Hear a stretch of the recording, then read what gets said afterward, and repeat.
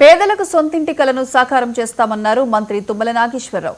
సంక్షేమ పథకాలు ప్రతి పేదవాడికి అందేలా చూస్తామన్నారు. ఖమ్మం రోడ్లు, డ్రైనేజీల శంకుస్థాపనలో పాల్గొన్న మినిస్టర్ ప్రజలు ప్రశాంతంగా జీవించాలంటే కక్షలు, పగలకు దూరంగా ఉండాలని సూచించారు.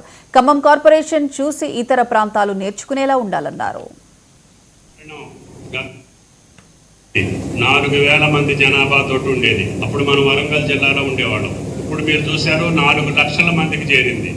దానికి తగ్గట్టుగా మనం రహదారులు కానీ, మంచినీటి సౌకర్యం కానీ, మౌలిక వసతులు కల్పించుకోలేకపోతే మన పిల్లలకి, భవిష్యత్ తరాలకి ఇబ్బంది అవుతుంది.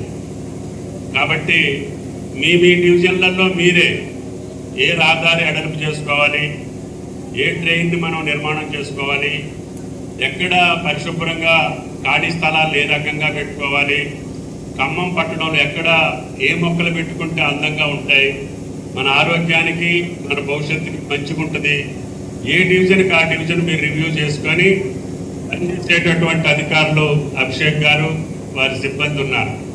కాబట్టి వాటితోటి అభివృద్ధి కార్యక్రమాలు పూర్తి చేసుకుంటే ఖమ్మం పట్టణం యొక్క సౌకర్యాన్ని, అందాలని చూసి పక్క మున్సిపాలిటీలు కూడా మేము ఖమ్మం పట్టణంలో ఉండాలి, ఖమ్మం పట్టణంలో రోడ్లు కానీ, లైటింగ్ కానీ, మంచినీళ్ళు కానీ,